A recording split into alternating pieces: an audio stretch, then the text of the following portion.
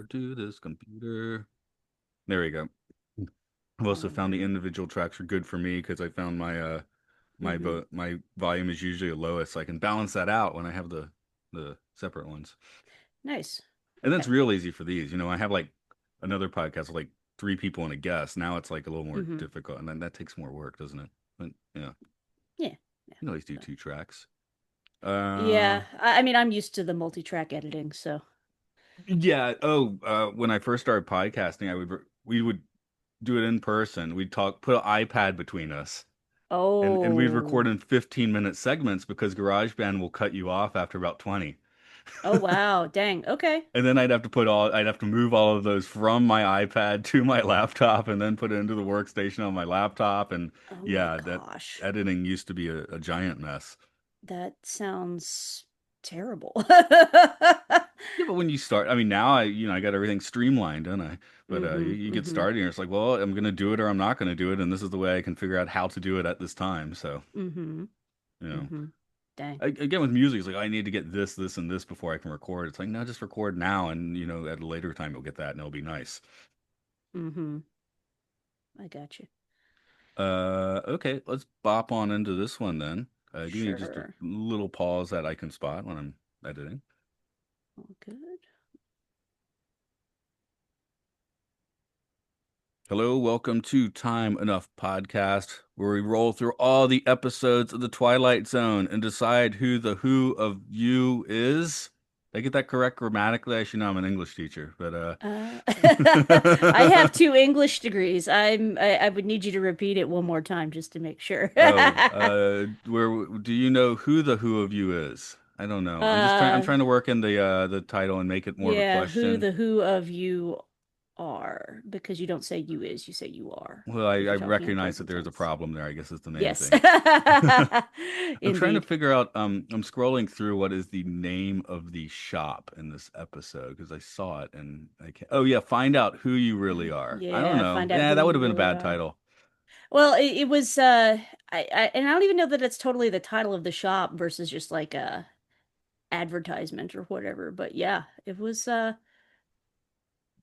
something. It was something. I'm looking forward to talking with you about this one. It was So an end credit still frame, wasn't it? So, it was. It was. I don't know that I caught it when I was watching the episode. but oh, I didn't introduce anybody. I'm Matt here.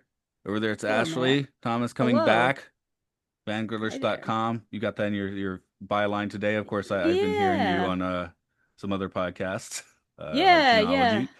Yeah. Yeah, I stay busy. I have the fangirlish.com up on my Zoom right now because I got to interview Mary Wiseman from Star Trek Discovery and now Starfleet Academy.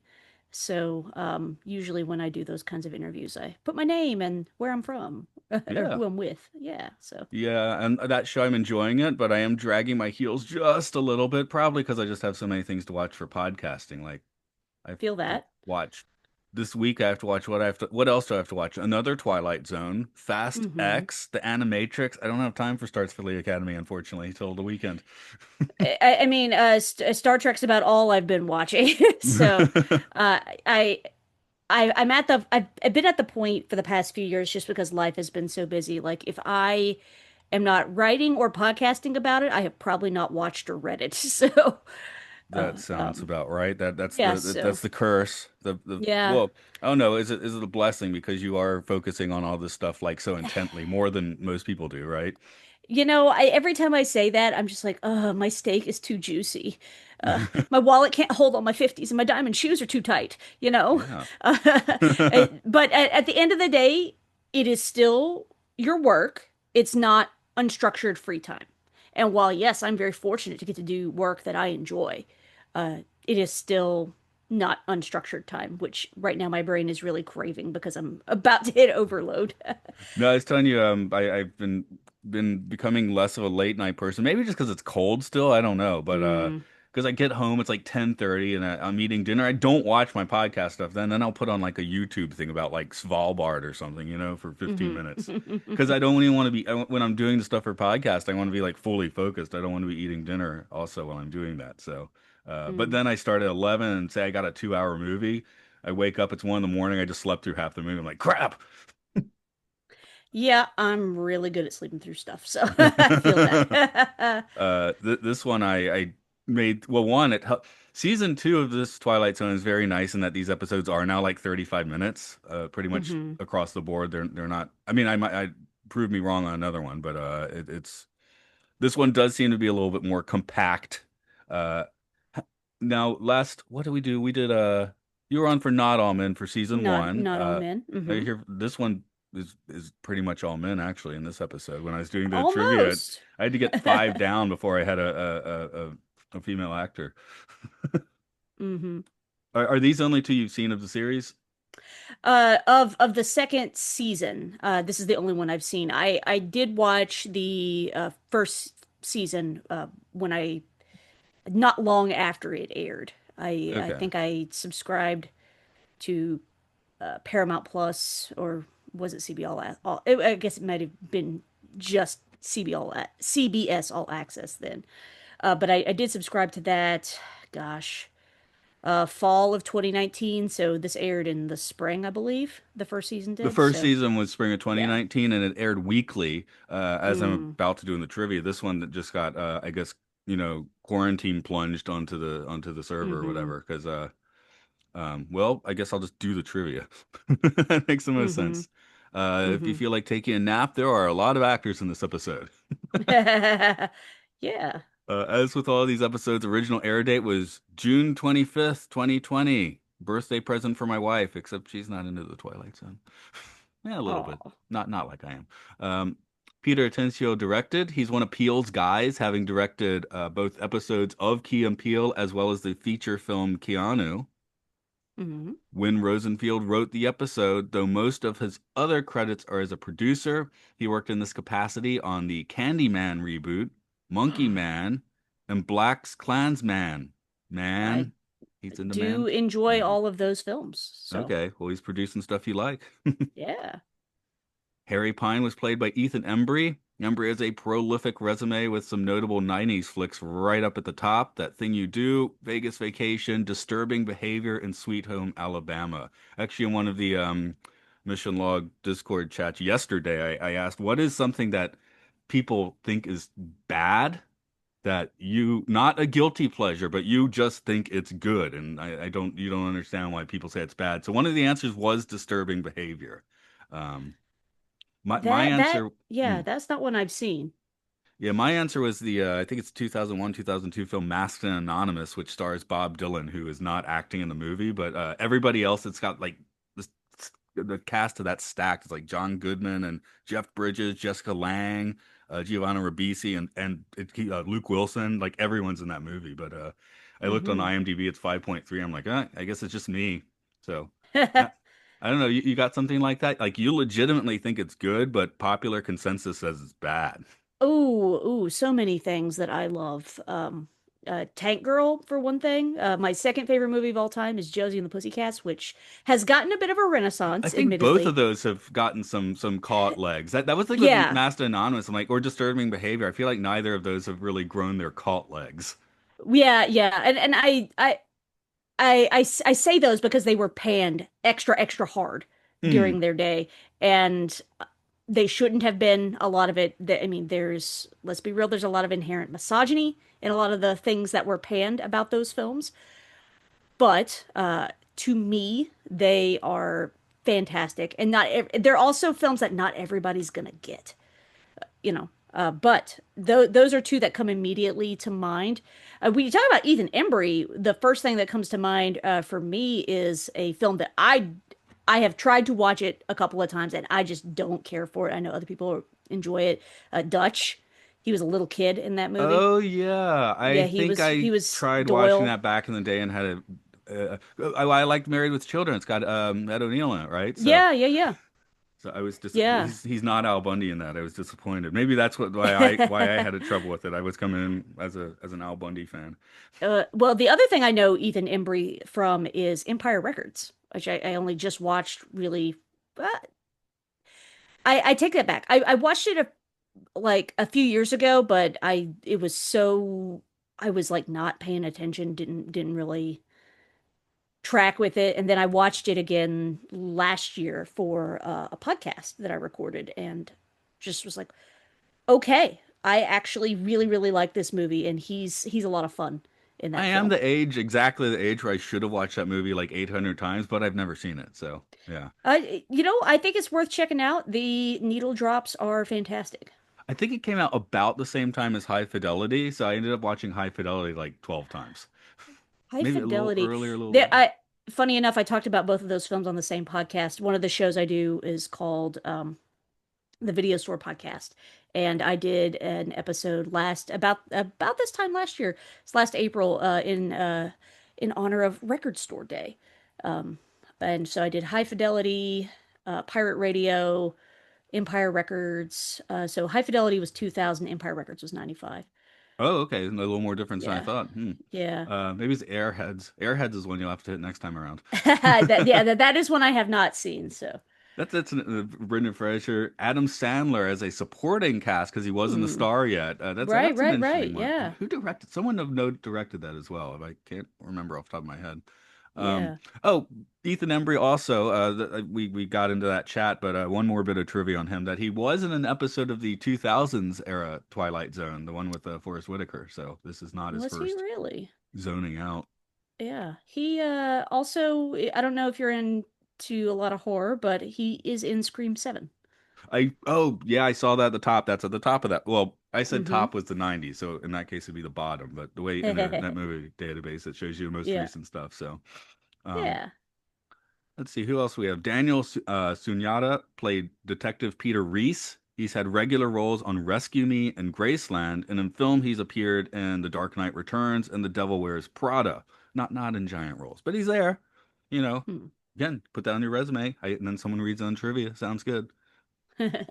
Officer Luntz was Mel Rodriguez. He may be a bit typecast. His roles are listed as Officer Martinez in Little Miss Sunshine, Officer Morales in Panic Room. So maybe he looks like a cop.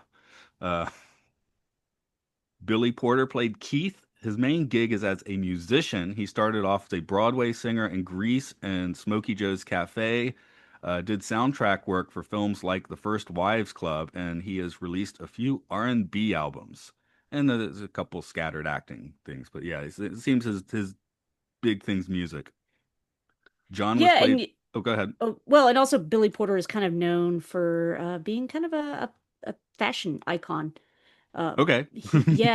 he just does so many different kinds of things. And talking about, doing soundtrack work, I just recorded with our mutual friend Andy for her show, the World Stage Theater podcast, talking about film, music,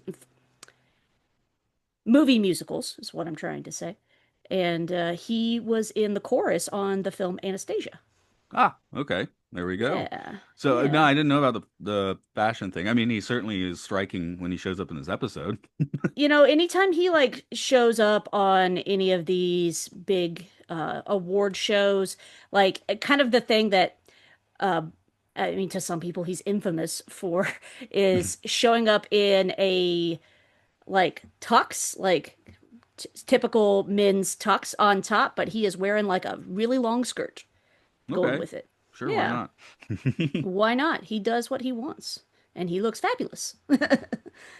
See, who else we have here? John was played by Jay Hindle. He seems to be a guest role genre guy, popping up for one episode each of Supergirl and the recent Kung Fu and X-Files series. Uh, Carmel Amity was Morena Brew. She's like the last guy, a genre guest star, but just changed those shows to things like The Good Doctor and Arrow. Mm. Vina Sud was Jill. Now she was not a nurse in here, but you look at her list and it's like, oh, she's typecast as nurse for usually. It just said nurse for Time Cop, 50/50, wrongfully accused. She's been nursing for 30 years, but she is a bank teller in this episode, so she broke out of the typecast. So you gotta have a second act. Yes. I have put in the chat the opening narration. If you could give us a reading of that one. Sure. Yeah. Channel my best Rod Serling / Jordan Peele. Yeah, nobody knows quite what to do with these. Meet Harry Pine. Up until now, he's failed to realize that he's not the center of the world.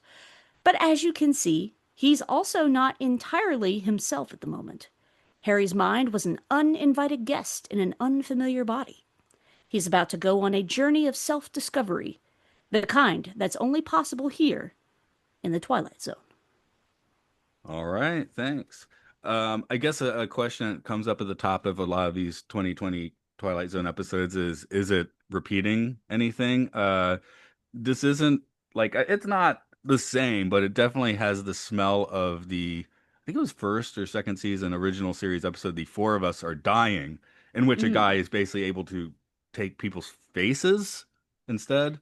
Oh, I mean, not like interesting. horror movie take faces, but he can like morph his face or something. So he's kind of doing the same thing. This one has more like this weird like body switching Freaky Friday thing happening instead. But Yeah, and when I realized what was happening, oh, it's like, oh, okay, we're gonna go Freaky Friday on this, but not exactly. Like, because I was expecting when the second switch happened between Jill and Officer Muntz. Is it Officer Muntz? I can double check, but I believe that's not Luntz. Luntz, excuse me. Um, so when the switch happens between Jill and Officer Luntz, I was expecting Jill to be in Officer Luntz's body and vice versa. But no, it's um It's just the one guy can yeah. switch, right? Yeah, Everyone yeah, else it's like just resets to their original place. yeah, That yeah, said, yeah. it would have been a nightmare to write the script of what you're mentioning, but that would have been like kind of fun too, for sure. Yeah, yeah. I just expected that that was what was going to happen, so it took me a second to figure out what are the mechanics of what Harry has somehow accidentally been able to do. Like, what if it worked the way you're saying, like a week later, you'd have to get like 50 people in a room together and try and figure out who belongs where. That would be a headache and a half. Yeah, yeah, But yeah. but No. I understand especially from a screenwriting thing, it's like, yeah, let's keep it a little simpler and not worry about that. I mean, that would have started to make it comedic too, which Right. you can do that in the Twilight Zone. That's fine. Yeah. But yeah, what are your first impressions having watched this one a few times?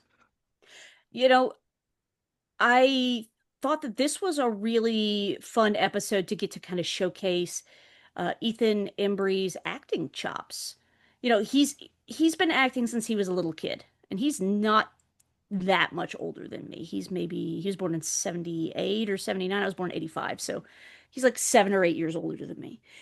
And so he's been at this a long time, and he's getting an opportunity to play a range of different characters. I admittedly know him best from like his comedy work versus his more serious stuff.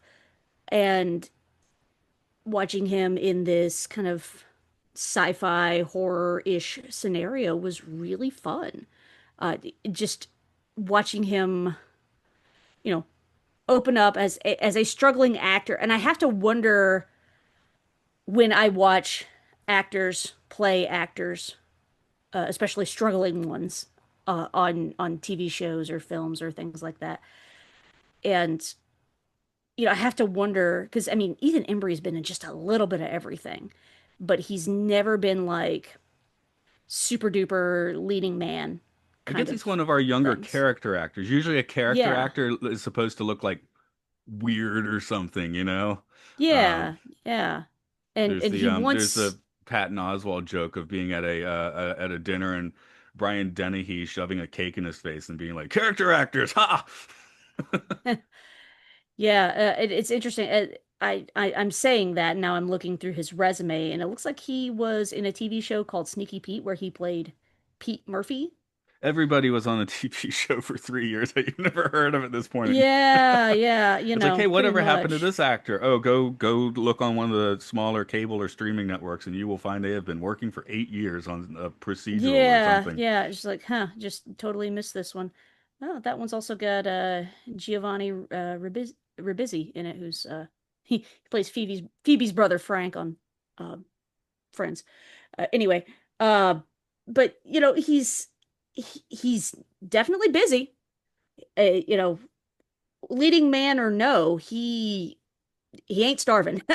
No, I mean He's realistically, if working yeah, hard. looking Yeah. at his amount of work, he's making a reasonable amount of money, I assume. I would always Hmm. have a little sick feeling in my stomach doing a gig economy like that, gig jobs. I like getting a salary at the end of the month or whatever. But Yeah. yeah, I mean that's good. He could probably walk down the street without getting too having too many people bother him, you know. That's Hmm. nice. It's Hmm. kind of a nice balance where you're always working. I assume you have a little bit of money and you don't get stopped every three steps and have to have an entourage.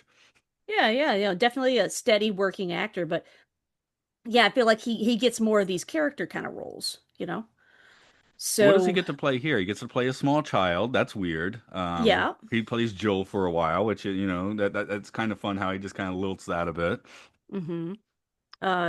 Gets to be a cop. He gets to be an old man. That was the funny one for me when he switches into the He's like, this older. body's broken. He's like, ugh, everything hurts. I'm like, dang, yeah, I guess it does.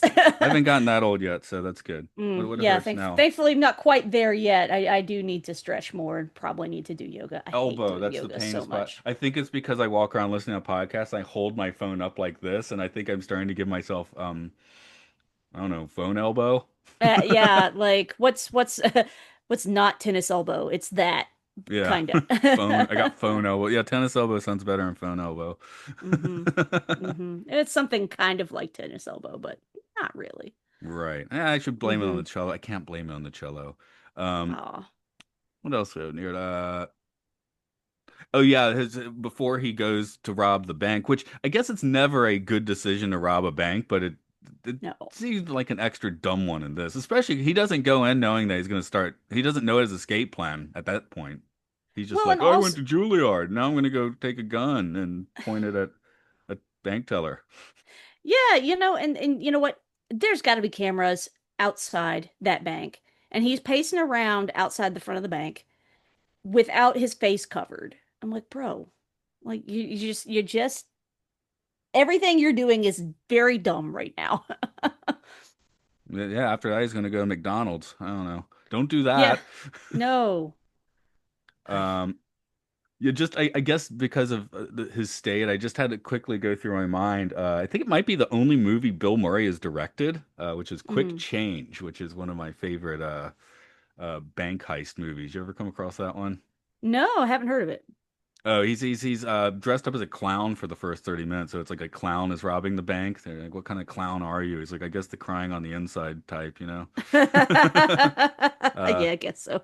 that movie also has one of my favorite lines ever of Randy Quaid screaming at a taxi driver who doesn't speak English, being like, "You don't know anything. You don't know Red from Hell." Which I don't know. You don't know Red from Hell is now just like one of my favorite lines. It doesn't even make sense. What a line that I feel like really you only get the benefit of that line if Randy Quaid delivers it. It definitely. Well, could Bill Murray also deliver it? Not screaming in a weird passion. So Yeah, yeah, I guess yeah. that helps. Uh, Hmm. But yeah, I will follow his path, I guess. So Jill is his first switch, which again, lucky at that moment, lucky the Twilight Zone stepped in for him, right? Because that was going to go south for him real quick. Yeah, yeah. It was not going to end well, and it took me a second to realize what had happened when she's like when Jill's voice says, "That's me," and looking at Harry and realizing what's happened. Yeah. So yeah, that was kind of fun. You were mentioning Luntz when he does become the cop. I found that to be the least interesting, maybe Mm, because Harry robbing the bank's kind of aggro, and then a cop, manly cop. I'm like, well, hmm. that's the smallest shift for acting chops. Yeah, I did like I thought he did the guy's voice really well. That was what stood out to me was Yeah, I guess he him. just seemed like a different person for a few Yeah, minutes. So he yeah, did yeah, yeah. manage that, but it was like I guess because we had only known Harry for 5 minutes in this episode anyway, it wasn't Hmm. so distinct. Um, Right. like at one point, maybe it is when he was Luntz though. I felt like he was like about to go like full Tim Robinson, you know? Uh, Mm, just like the way he was doing the delivery, maybe because Embry has done so much comedic acting, so it just sure. came across as silly when he's trying to make the excuses. Hmm. Charge him with criminal hypnosis. I like that. Yeah. Don't So remember the seeing criminal hypnosis. Yeah, criminal yeah. hypnosis. That was pretty great. Yeah, I sometimes, I get a few quotes, try and get a few quotes down as I go through these. Let's see, trippy street signs, digital sitar. Oh, I guess this is about when we get to the, I'm just going to keep calling the store, find out who you really are. I want to think, I don't know. I see like in the hipster part of town, that would be the name of the store. Oh yeah, yeah, yeah. I could definitely see that as the name. I was looking on IMDb to see if they had any images of the exterior of the store because I think it just said like tarot or fortunes told or something like that. One of But my favorite store names. I yeah. think it's a chain. I think, yep, that's oh no, it's in New York. It's an international chain. Have you come across Oh, Am I Donut? Question mark. no, I haven't. Tell me Okay. more. It's just a donut shop, and that's the Oh. name of the store. And you look in, and you're like, "Am I donut?" It's just like it's a bizarre name, and you end up like you see it and you say it, you know. So I feel like the find out who you really are is a kind of like that as well, or you're just like staring at the sign sideways, trying to figure out what you're looking at. Which, again, they give it to you for a few minutes at the end credit still frame, so someone liked their design for that.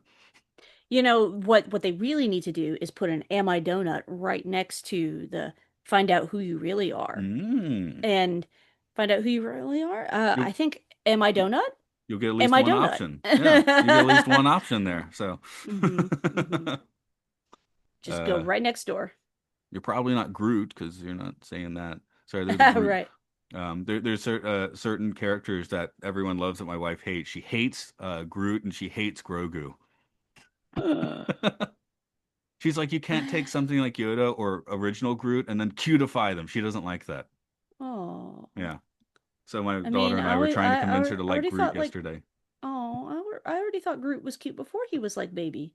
Yeah. Well, I Yeah. have Groot is now all over It's a Small World in Tokyo Disneyland. Every scene features Groot Oh, now. So I have like a Groot from Disneyland that's like a little plush Groot, and she's like, "No, I don't like that. My daughter likes it." gotcha, gotcha, Everybody gotcha, likes gotcha. Groot. Everybody likes Grogu, except my wife. All good, all good. We can't all be perfect. No. Uh, but yeah, we get into the store, which yeah, that's a fascinating place. I do have a weird affinity towards like weird metaphysical, mind-bending stuff, even if it is nonsense. So I was in once we're there, and the guy comes across as like a YouTube creep almost. Maybe that's what you're talking about, that fashion vibe. But me not knowing Billy Porter so well, I'm just like, this guy's a little weird.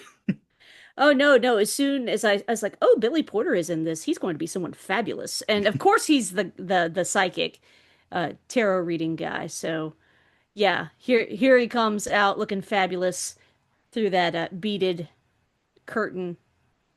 It just fantastic. Speaking of though, hey, maybe I had a real life Twilight Zone because I still got a pack of tarot cards somewhere around here, and Mm. this is like 6 years ago, and one of my coworkers like, oh, do a reading for me, and I'm like, I mean, I had to like pull out the sheet and like look at the sheet as I'm doing it. It's not like I actually know this stuff, but then I give him this really negative reading, and then the Hmm. next year of his life was really horrible.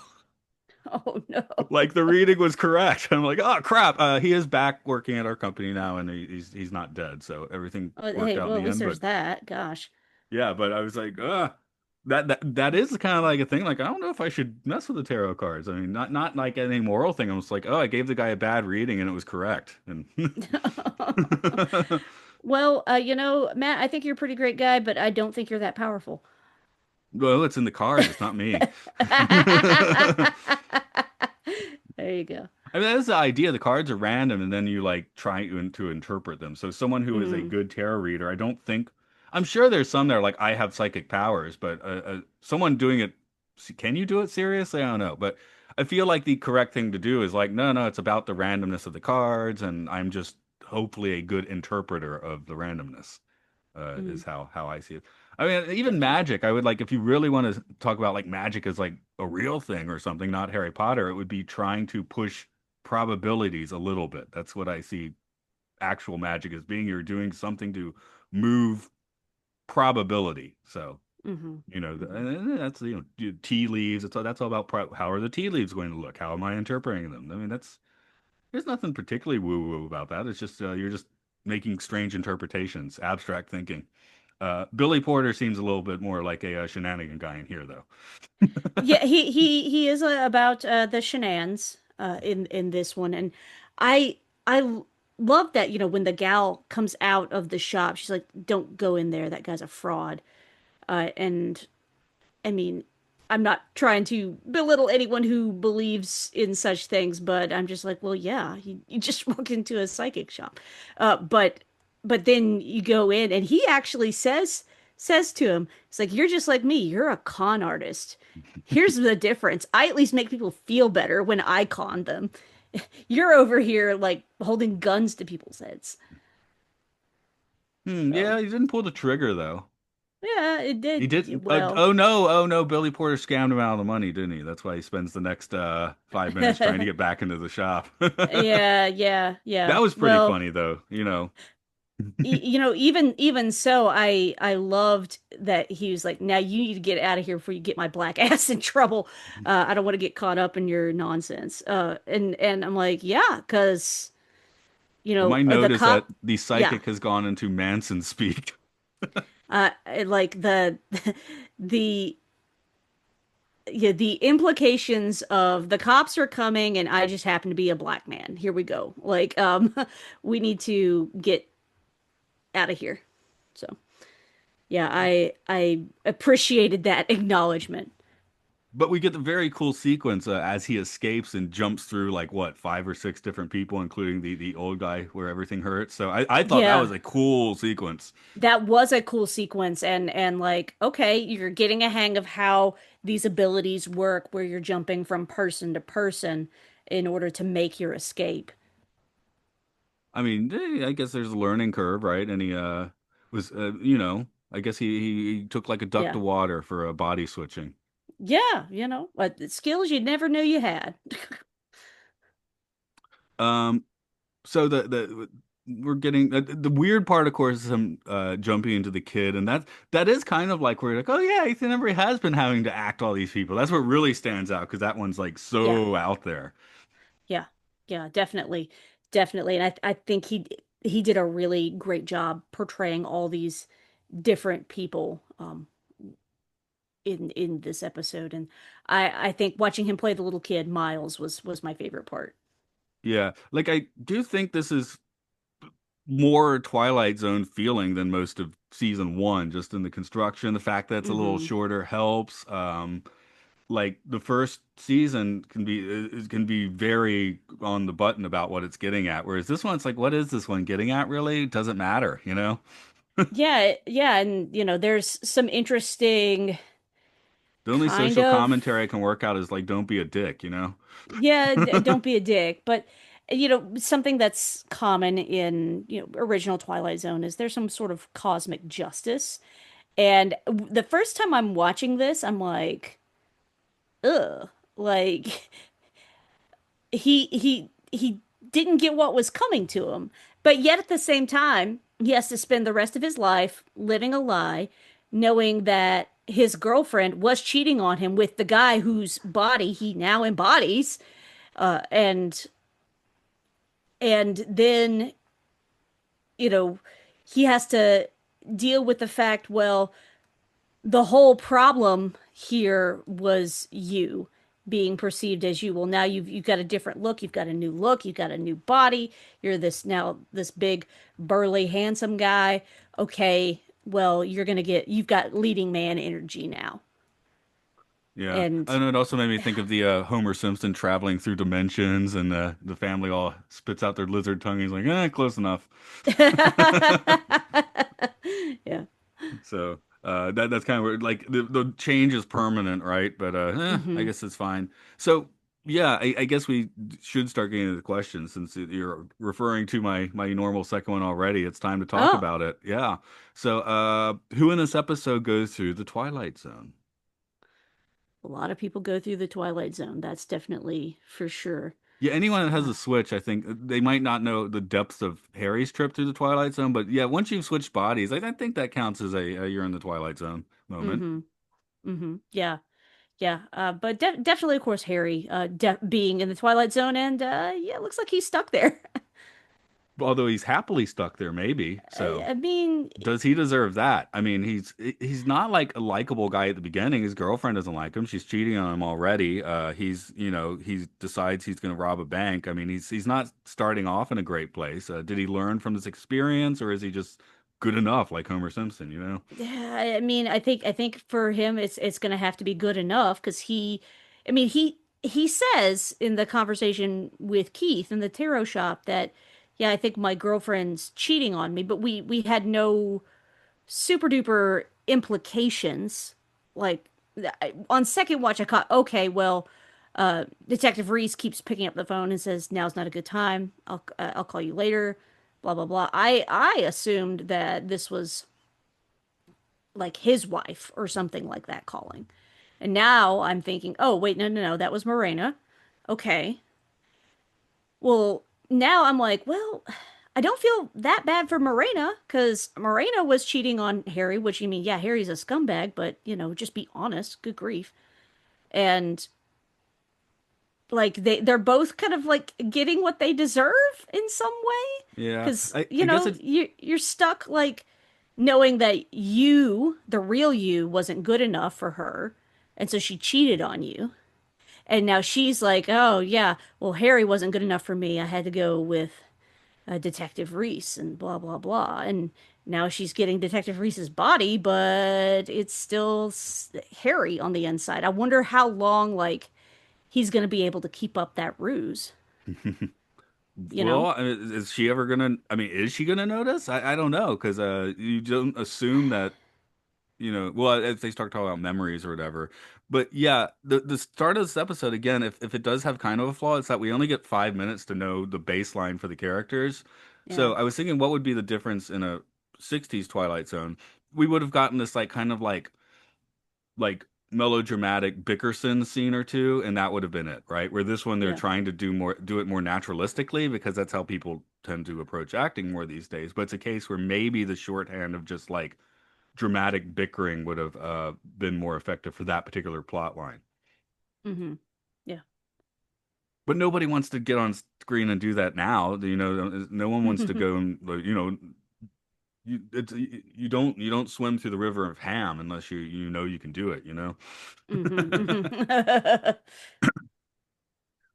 But yeah, he probably deserves worse than he gets, unless, like you said, like the whole situation just boils out, next week or something. Yeah, I mean, I feel like he's not going to be able to keep up the the act, for want of better terminology, for a longer amount of time. So, Yeah.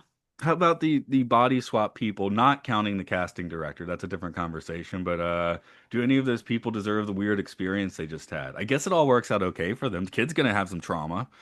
I mean, I feel like everybody's going to have a little bit of trauma because, I mean, uh, so like my father-in-law, who is not a particularly religious person, he said the scariest thing about The Exorcist for him was the idea of not having control over your own body.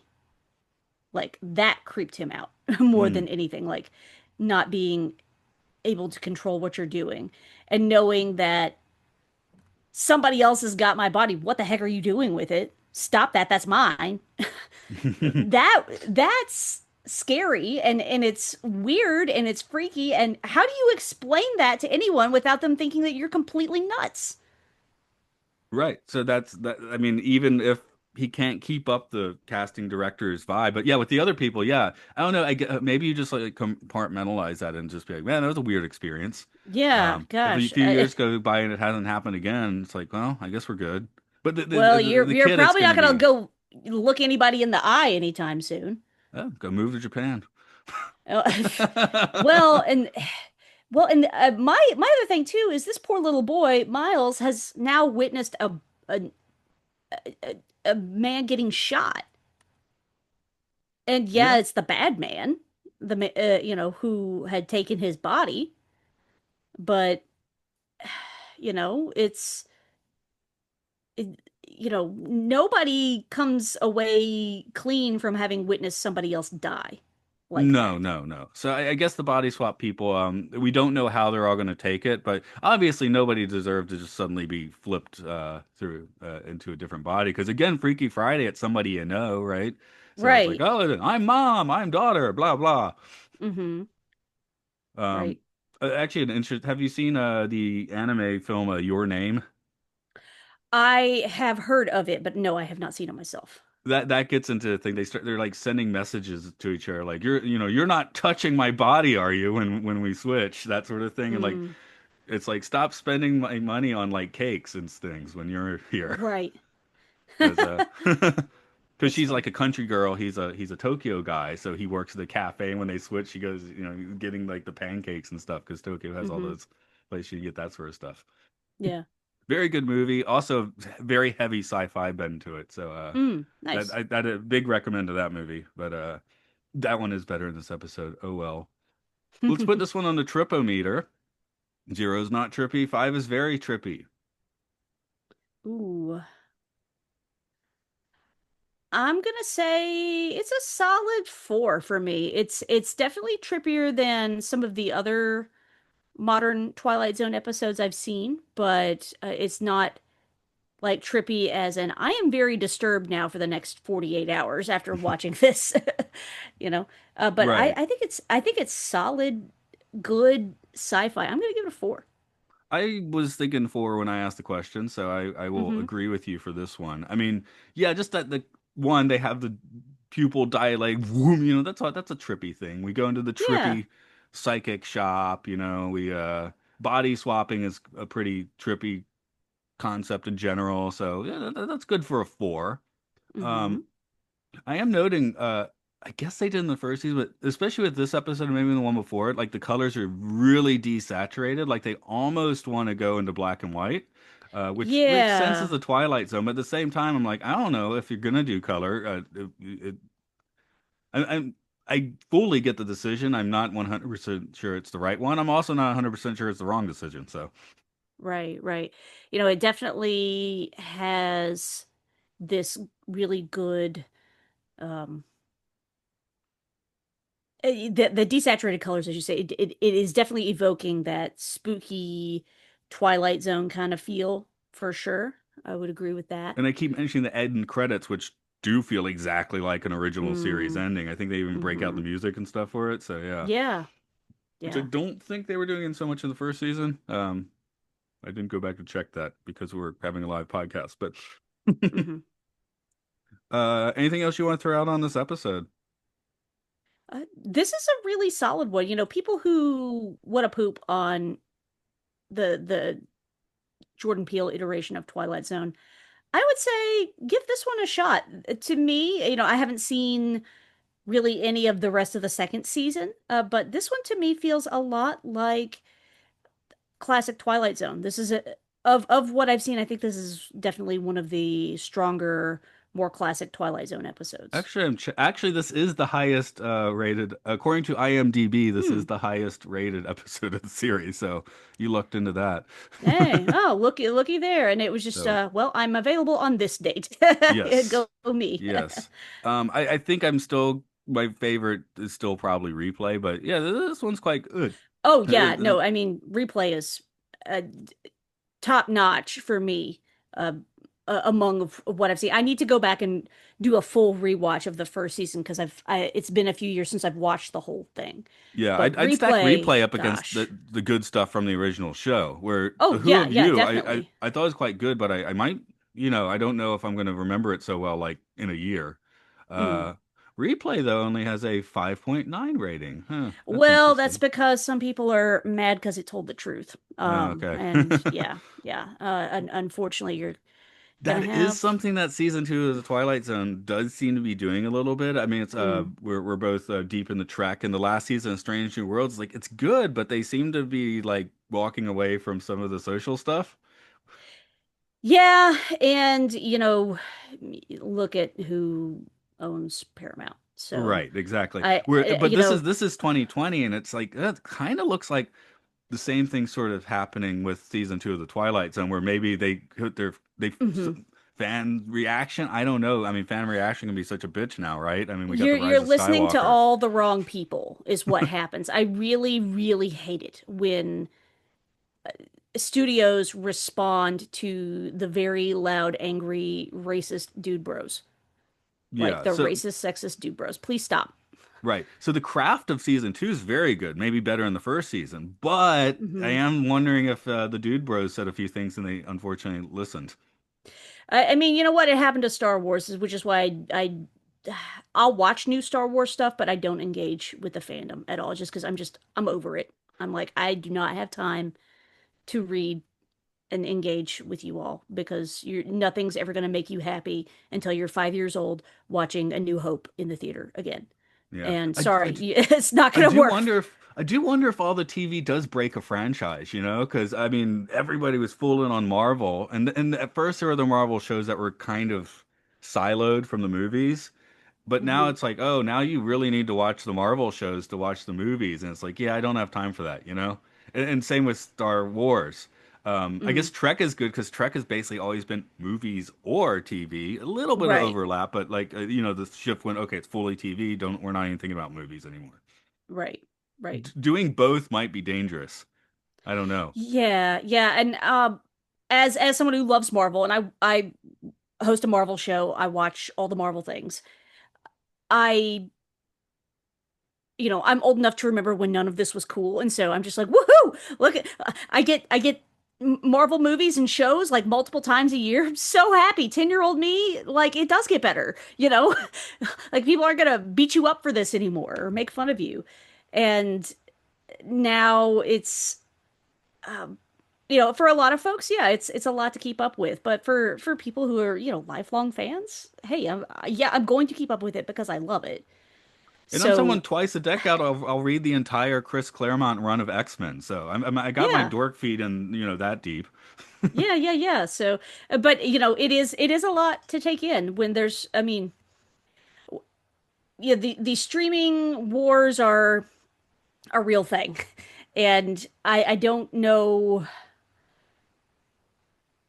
how much more people are going to be like, well, I don't want to sign up for one more thing, especially when literally everything else is so expensive. So it is harder to keep up with all this kind of stuff. So Yeah. And yeah, it was the yeah. Twilight Zone So I after a get it. series. They're like, oh, we said everything we wanted to say. I'm like, that sounds like an excuse.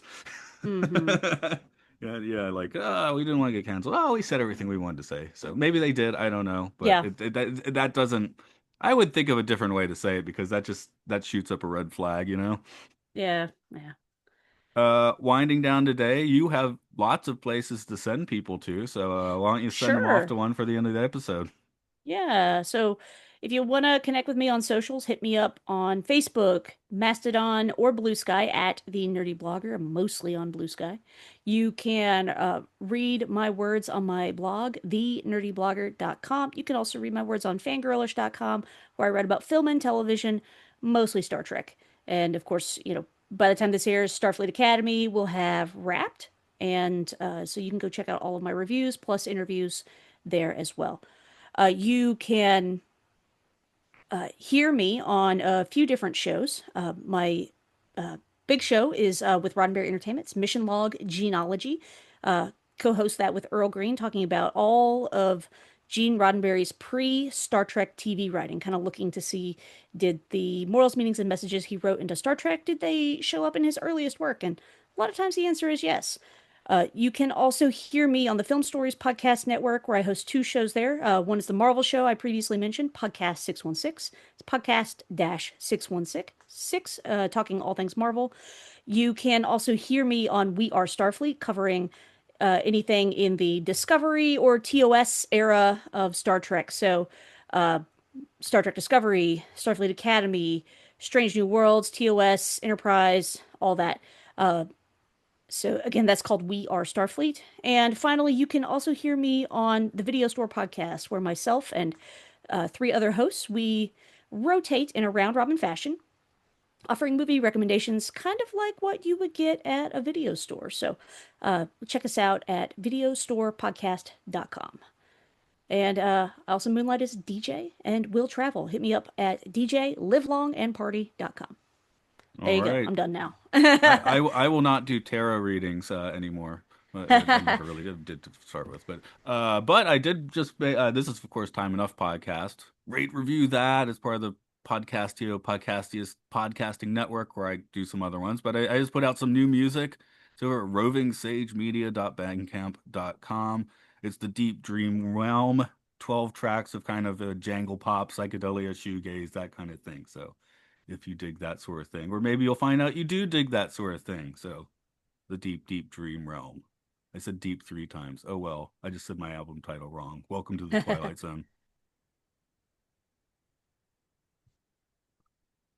What's even funnier is because I've thrown around so many band name projects over the years, the guy that writes the lyrics was doing promotion and he stuck like the wrong band name on the album. Like, I don't care that you mixed uh, it up, but if you're gonna make a promotion, I think you need to put the right name on there, man. He hadn't sent it yeah. out, so Got it, got it.